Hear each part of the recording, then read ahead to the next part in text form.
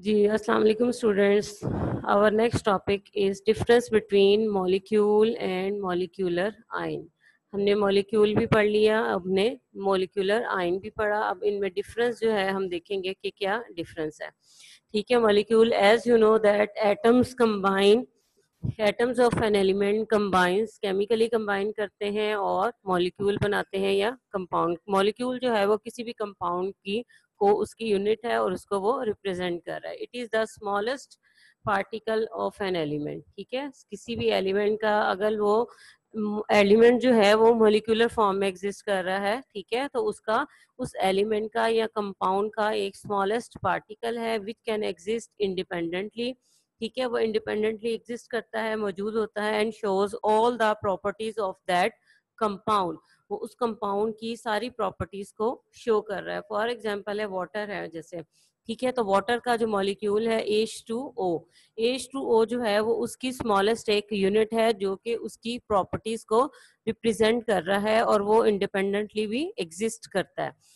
Molecular ion क्या है? It is formed by gain और loss of electrons by a molecule. ठीक है, जो मॉलिक्यूल है अगर वो इलेक्ट्रॉन गेन करेगा या लूज करेगा तब जो है वो मॉलिक्यूलर आयन बनेगा। फिर चार्ज की बात करते हैं तो मॉलिक्यूल के ऊपर कोई चार्ज नहीं होता। Number of electrons and protons in all atoms in a molecule are equal, so there is no charge on that molecule, so it is always neutral. अब जब कोई मॉलिक्यूल जो है या तो वो इलेक्ट्रॉन अगर वो लूज करेगा या वो गेन करेगा तो उसके ऊपर कोई ना कोई जो है वो चार्ज आ जाएगा। If it will lose electron तो पॉजिटिव चार्ज आएगा, और अगर उसके जो है वो गेन करने से मॉलिक्यूलर आयन बना है तो उसके ऊपर नेगेटिव चार्ज आएगा। Third point is it is formed by the combination of atoms. ठीक है, मॉलिक्यूल जो है उसमें एटम्स जो है मिलकर केमिकली कंबाइन होकर मॉलिक्यूल बनाते हैं। जैसे फॉर एग्जांपल आपके पास सेम हम एग्जांपल लेंगे, वाटर की भी ले सकते हैं, कार्बन डाइऑक्साइड की भी लेते हैं। ठीक है, तो कार्बन डाइऑक्साइड में क्या है, one atom of carbon combines with two atoms of oxygen to form one molecule of carbon dioxide. जबकि मॉलिक्यूलर आयन क्या है, it is formed by the ionization of a molecule. Now the term is what is ionization? Ionization हम कहते हैं कि जब कोई molecule जो है वो इलेक्ट्रॉन लूज करता है या गेन करता है तो उससे आयन बन जाता है। ठीक है, और उसको हम कहते हैं कि उसकी आयनाइजेशन हो गई है, उससे आयंस बन गए हैं। आयंस में भी केटाइनिक और एनाइनिक। ठीक है, दो तरह के आयंस बनेंगे और उनकी आयंस की फॉर्मेशन को हम आयनाइजेशन कहते हैं। सो मॉलिक्यूलर आयन कैसे बनते हैं? जब कोई मॉलिक्यूल जो है वो उसके ऊपर कोई चार्ज आ जाए बाय लॉस ऑफ इलेक्ट्रॉन और गेन ऑफ इलेक्ट्रॉन, तो वो मॉलिक्यूलर आयन बनता है। नाउ मॉलिक्यूल क्या है? It is a stable unit, as we have discussed in first point कि वो इंडिपेंडेंटली एग्जिस्ट करता है। इट मीन्स कि ये एक स्टेबल यूनिट है which can exist independently. So molecular ion क्या है? It is a reactive species. ये बनता तो है, ठीक है, मॉलिक्यूलर आयन जो है वो बनते हैं लेकिन वो एग्जिस्ट नहीं करते ज्यादा देर, because they are very reactive. वो फौरन जो है वो आयन से दोबारा उसको जो है वो मॉलिक्यूल में कन्वर्ट होने के लिए या किसी और स्पीशी के साथ रिएक्शन करते हैं और किसी और फॉर्म में, किसी और कंपाउंड में जो है वो स्टेबल फॉर्म में कन्वर्ट हो जाते हैं। Because they are not stable, that's why they are very reactive. ठीक है, तो ये 4 पॉइंट्स हैं। मोस्टली ये लॉन्ग क्वेश्चन में आपको आ जाता है, differentiate between molecule and molecular ion. But ये अगर शॉर्ट क्वेश्चन में आए तो आप कोई से 2 पॉइंट्स जो है वो आप लिख सकते हैं, लेकिन मोस्टली ये लॉन्ग क्वेश्चन में बोर्ड में भी आया हुआ है। ठीक है, 4 पॉइंट्स हैं तो 4 मार्क्स का जो है ये लॉन्ग क्वेश्चन आता है। ठीक है, so our next topic is free radicals. ठीक है, फ्री रेडिकल्स। फ्री रेडिकल्स क्या हैं कि ये थोड़े से डिफरेंट है, लेकिन इसमें ये क्या है कि चार्ज की हम बात नहीं करेंगे कि इसमें कोई चार्ज नहीं होता, ना तो ये पॉजिटिव है ना ये इसके ऊपर नेगेटिव चार्ज है।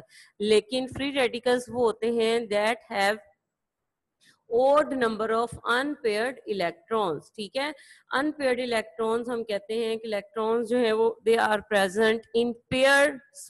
ठीक है, पेयर्स की फॉर्म में, जो शेल्स में पेयर्स की फॉर्म में प्रेजेंट होते हैं। तो जो एटम ऐसा बने, ठीक है, जिसके पास अनपेयर्ड इलेक्ट्रॉन हो, ठीक है, उसको हम कहते हैं कि अगर अनपेयर्ड है इट मीन्स कि वो ऑड नंबर में है। ठीक है, उसके जो नंबर ऑफ इलेक्ट्रॉन्स हैं वो ऑड नंबर में है, तो उसको हम कहेंगे इट इज अनपेयर्ड इलेक्ट्रॉन, इसका कोई पार्टनर नहीं है, इसके पास कोई और इसका जो है वो इलेक्ट्रॉन इसके पास नहीं है जो उसके साथ मिलकर पेयर बना सके। So free radicals are atoms और group of atom possessing odd number of means के अनपेयर्ड इलेक्ट्रॉन्स हैं उसके पास, ठीक है। So it is represented by putting a dot over the symbol of an element. एक एलिमेंट के सिंबल पे हम डॉट उसके जो राइट टॉप कॉर्नर पे डॉट के जरिए उसको हम रिप्रेजेंट करते हैं। This is not the charge, ये उसका अपना ही इलेक्ट्रॉन है, इसने किसी से गेन नहीं किया हुआ। अगर गेन करेगा तो उसके ऊपर वो आयन बन जाएगा, वो फ्री रेडिकल नहीं होगा। ये उस एटम का अपना ही इलेक्ट्रॉन है लेकिन वो अनपेयर्ड है, ठीक है, उसका कोई पेयर नहीं है, जिसको हम कहते हैं कि ये अनपेयर्ड इलेक्ट्रॉन है और ये उसको हम डॉट से रिप्रेजेंट करते हैं। Dot represents the unpaired single electron, जो उसके पास एक सिंगल इलेक्ट्रॉन है जिसका कोई पेयर नहीं है, ठीक है। तो इस तरह से जैसे फॉर एग्जांपल हाइड्रोजन है, H डॉट मीन्स कि इसके पास एक इलेक्ट्रॉन है जो ओड नंबर में है, ठीक है, 1 यू नो दैट कि ऑड नंबर है और उसका पेयर बनाने के लिए उसके पास कोई और इलेक्ट्रॉन नहीं है, ठीक है। देन क्लोरीन Cl डॉट, उसको भी हम डॉट से रिप्रेजेंट करते हैं, ठीक है, H3C डॉट, ठीक है। H3C डॉट मीन कि उसके ऊपर कोई चार्ज नहीं है, but it represents the unpaired electron that is represented bye a dot. अब फ्री रेडिकल्स जो है वो कैसे बनते हैं, ये आम जो है वो एग्जिस्ट नहीं करते, बट ये कब बनते हैं, जब इनको लाइट मिले, तेज लाइट, ठीक है, इट मे बी सनलाइट और अदर आर्टिफिशियल अगर लाइट तेज दी जाएगी तो उसकी प्रेजेंस में जो है वो फ्री रेडिकल्स बनते हैं। Free radicals are generated by the homolytic breakage of the bond between two atoms. अगर दो एटम्स जो हैं वो एक दूसरे के साथ जुड़े हुए हैं, फॉर एग्जांपल जैसे आप लोगों ने पहले मॉलिक्यूलर मैथ्स में आपने कहा था कि क्लोरीन का मैथ 71 है। 71 कैसे है कि वो क्लोरीन और क्लोरीन का एटम, ठीक है, to atoms of chlorine they combines with a bond जिसको हम कोवलेंट बॉन्ड कहते हैं, ठीक है। उसमें क्या है कि वो जो बॉन्ड होता है वो इक्वली ब्रेक हो जाता है, दोनों एटम्स के दरमियान उसके मॉलिक्यूल जो है उसका ब्रेक हो जाता है और एक क्लोरीन एटम सेपरेट हो जाता है अपना इलेक्ट्रॉन लेकर और दूसरा क्लोरीन एटम जो है वो अपना इलेक्ट्रॉन लेकर सेपरेट हो जाता है। तो इसको हम कहते हैं कि होमोलिटिक मीन के इक्वल, एक जैसी ब्रेक जो है एक जैसा टूटता है, ये नहीं कि आधा उधर से ज्यादा कम हो गया और उधर से ज्यादा हो गया, वो एक जैसा ब्रेकेज होता है जिसमें अपना अपना इलेक्ट्रॉन लेकर वो जो दो एटम्स हैं वो सेपरेट हो जाते हैं, ठीक है। अब जो उनके पास अपना एक इलेक्ट्रॉन है, जो कि पहले दोनों का एटम इलेक्ट्रॉन मिलकर पेयर बनाकर रह रहे थे, वो जब सेपरेट हो गए हैं तो वो हम उसको कहेंगे इट इज अनपेयर्ड इलेक्ट्रॉन। पहले वो पेयर में था लेकिन जब दो एटम जो है उनके बॉन्ड टूट गया तो वो दो इलेक्ट्रॉन्स जो थे वो सेपरेट हो गए, तो वो उसको हम कहेंगे कि ये अनपेयर्ड इसके पास इलेक्ट्रॉन है। वो अनपेयर्ड इलेक्ट्रॉन जो है उसको हम डॉट की फॉर्म में शो करते हैं, जिसकी वजह से इसको हम कहते हैं कि ये फ्री रेडिकल बन गया, ठीक है, लेकिन ये ज्यादा स्टेबल जो है वो नहीं होते। Free radical is extremely reactive होते हैं, बहुत ज्यादा रिएक्टिव होते हैं, बने और फौरन जो है वो दोबारा से कंबाइन कर जाते हैं, ठीक है। तो हम देखते हैं कि ये कैसे इनकी फॉर्मेशन जो है वो होती है। So these are the equations given to you. Molecule है जैसे क्लोरीन का है, क्लोरीन में Cl2 है, ठीक है, Cl2 means to atoms of chlorine. जब वो टूटते हैं तो वो मॉलिक्यूल टूटता है तो जो दो एटम है क्लोरीन के वो सेपरेट हो गए हैं विद देयर फ्री इलेक्ट्रॉन, उनके पास फ्री इलेक्ट्रॉन है, वो अपना अनपेयर्ड इलेक्ट्रॉन लेकर सेपरेट हो गए हैं। So these are the free radicals.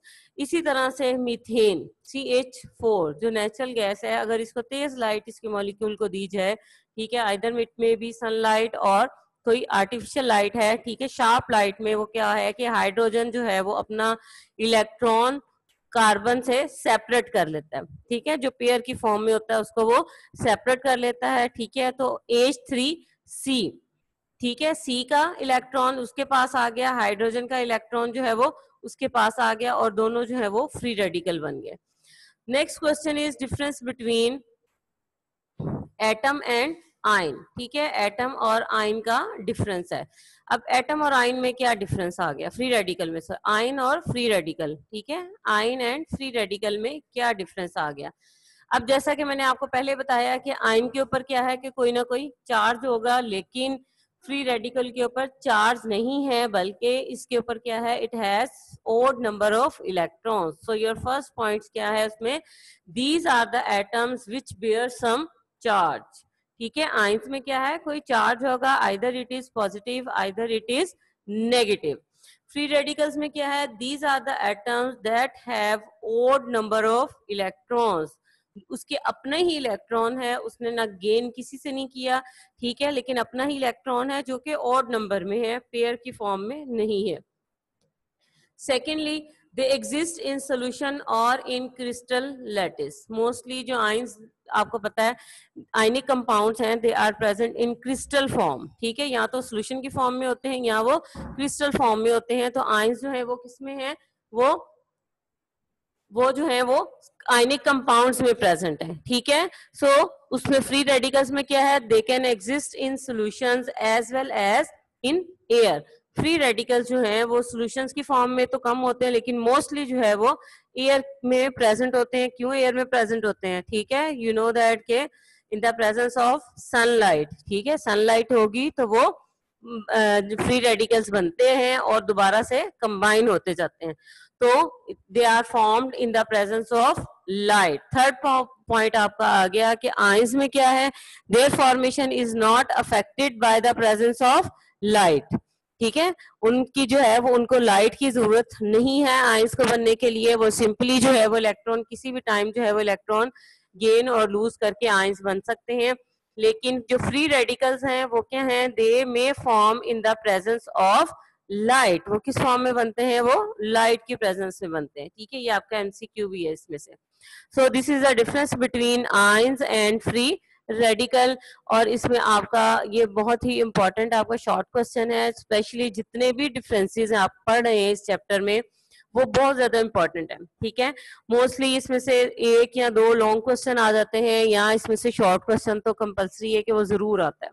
तो इसलिए आप लोगों ने डिफरेंस जो और जिस पॉइंट को आप कंपेयर कर रहे हैं, आपने उसका ऑल्टरनेट जब आप कंपैरिजन करते हैं तो आपने उसका ऑपोजिट पॉइंट सेम वही लिखना होता है, ठीक है। उसमें आप ये नहीं कर सकते, जैसे फॉर एग्जांपल अगर आपने आयंस का लिखा है, these are the atoms which bear some charge, ठीक है, तो उसमें आपने उसके ऑपोजिट जो है वो ही पॉइंट लिखना है कि जिसमें बताया गया है कि उसके ऊपर चार्ज नहीं है बल्कि ओड नंबर ऑफ इलेक्ट्रॉन्स है। अगर आप इसके अलावा आप कोई सेकंड या थर्ड पॉइंट लिखते हैं तो वो कंपैरिजन में नहीं आता। कंपैरिजन में हम सेम प्रॉपर्टी को हमेशा कंपेयर करते हैं और आपने सेम पॉइंट्स को आपने ऑपोजिट जो है वो आपने लिखना होता है, ठीक है जी।